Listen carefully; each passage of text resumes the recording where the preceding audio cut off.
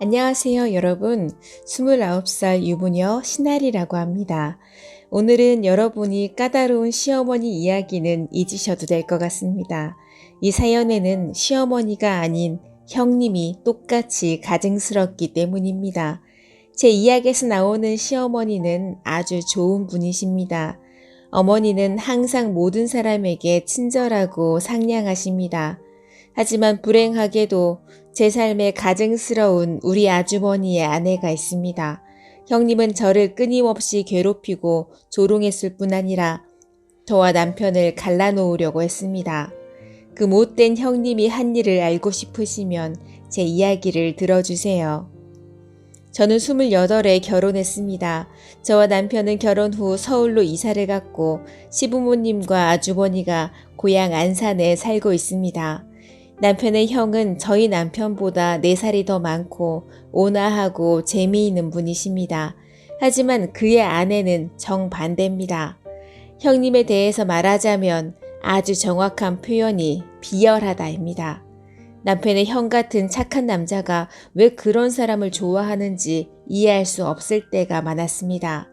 아주버니와 그의 아내가 대학 동창이라고 들었습니다. 아주버니는 그 여자에게 첫눈에 반해버렸지만 서울 출신 남자만 좋아하는 그의 아내는 그를 그저 촌스러운 놈이라고 비난했습니다. 그녀는 정말 서울 남자와 원하는 대로 연애할 수 있었습니다.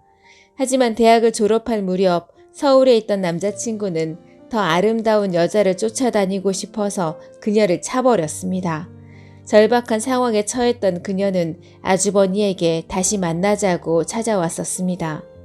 두 사람은 짧은 시간 동안 이야기를 나누다가 결혼하기로 했습니다. 결혼한 지 얼마 되지 않아서 형님은 임신을 했습니다. 첫 아이라서 시부모님도 아주버니도 매우 기뻐하셨습니다. 그 당시 제가 자주 시댁의 결혼에 대해서 얘기하러 갔었기 때문에 모든 사람들이 형님에게 얼마나 잘 대해주는지 직접 알고 있습니다. 아주버니는 항상 생활비를 쓰도록 아내에게 모든 돈을 주셨고 시부모님은 집안일에 며느리가 손대지 않도록 하셨습니다.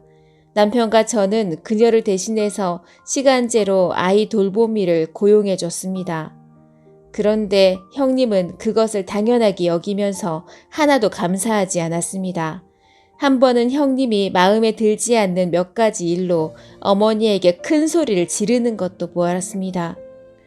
남편이 무척 자신을 사랑한다는 것을 알고 있는 형님은 얼마 전 시어머니와 함께 사는 게 지친다면서 서울로 이사가고 싶다고 남편에게 말했습니다.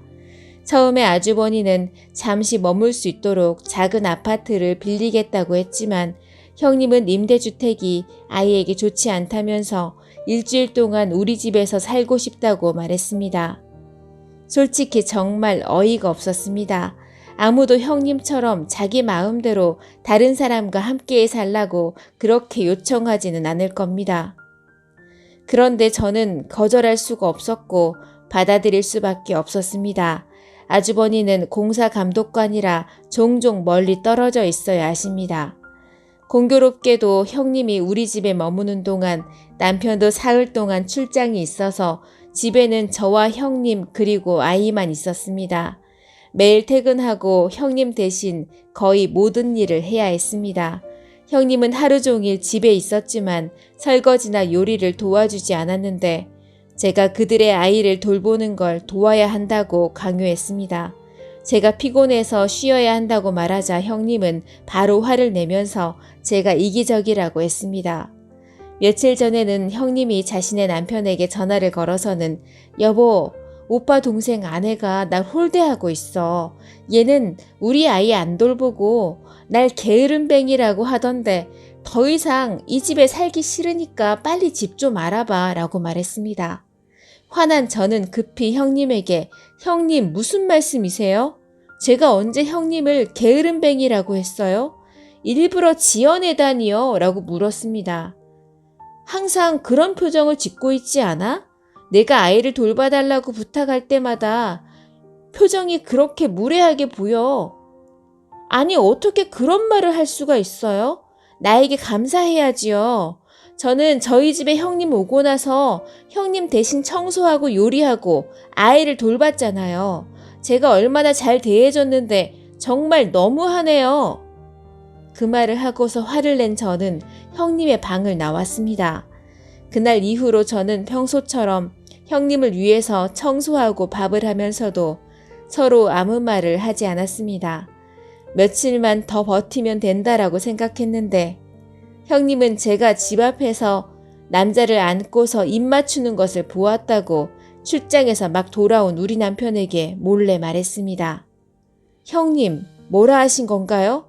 또 지어낸 건가요? 남편이 그 이야기를 언급하자 저는 거의 소리를 질렀습니다. 형님은 겁에 질린 눈으로 저를 바라보면서 하리씨, 절 또 혼낼 거예요? 하지만 잘못을 저질렀잖아요. 잘못을 인정해야 하지 않겠어요? 라고 말했습니다. 그리고 나서 형님은 집에 아무도 없는 동안 제가 홀대했다고 울면서 비난했습니다. 그 교활한 사람은 제가 그런 말 하지 말라고 협박했다고 뻔뻔하게도 거짓말을 했습니다. 정말 저는 그 여자와 논쟁할 수가 없습니다. 하지만 다행히 우리 남편은 항상 저를 믿고 있습니다.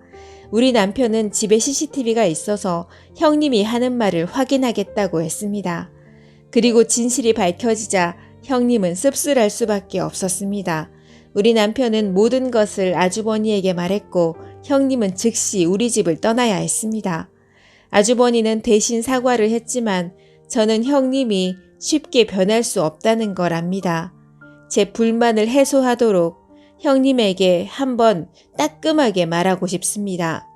정말 그 사람을 다시 보고 싶지 않습니다. 하지만 결국은 가족이라서 그러지도 못하고 있습니다.